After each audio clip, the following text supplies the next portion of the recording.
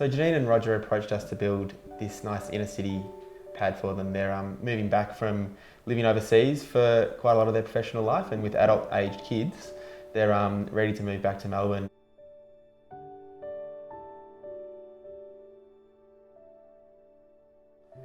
This house was a little single fronted terrace, and they wanted to extend it to have 2 bedrooms, one for themselves and one for occasional guests. But they also wanted to connect to the light and this beautiful parkland across the street, the Curtin Square, lovely treetops. They wanted to be connected with the elements. I guess from those site constraints, those are the areas where we can really start to get creative and base all of our design around things like the glass floor, the structural constraints where we've got columns that have to be set back off the wall so they're not bearing on the foundations, and from that we integrate shelving.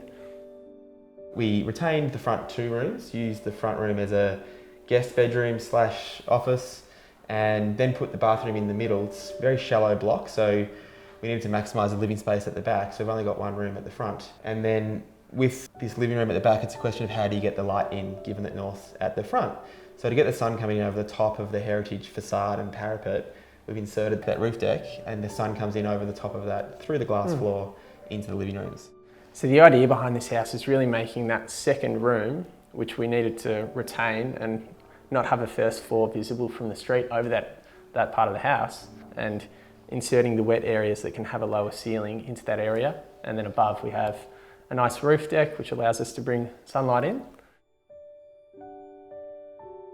The palette of materials really stems from the original wall, which is this wall on boundary, which was brick, but they were a real dark brick. So to render them in this nice white gives us a way of increasing the sense of brightness and space, but also still feeling like you can see the history of the building.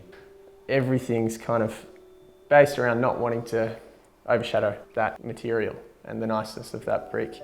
So we're using bits of timber to add some warmth and darker glossy materials like the splashback to really increase the views and bring the courtyard into the kitchen and make the block feel bigger, borrow the landscape from the backyard. And then externally, obviously the front is what it is. It's the original heritage building that we had to retain. But then at the back, we've intentionally used timber on the upper floor, and it's really nice to give back to these gritty urban lanes that you get around these parts of Melbourne. The main element is the glass ceiling, the trafficable floor above, which helps bring the light through from above. And you know, you do get a little thrill every time you walk across it. You think, wow. Even though you know it's been designed to carry a lot of load, it does give you that little, you know, flutter of your heart. In any different part of the house, you have multiple views out to the sky, through to the park. You can see the treetops from here of the park, through the glass floor and through the door and through a little window up there. Which deepens your connection with your place, doesn't it? Yeah, it does. Feeling like you can see where you are. Yeah, it's almost a reaction against the way that this house was originally.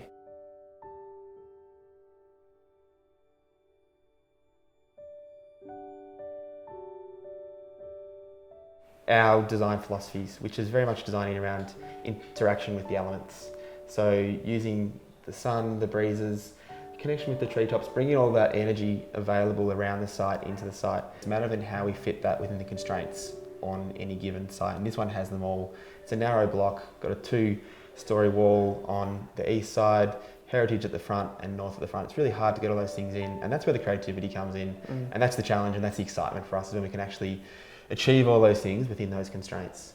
And in this case, it works out. The glass floor, the twisted roof, all being set back from the front, is the means of bringing those things in, and that's what makes it exciting. They then become the heroes. That's what is unique about this house.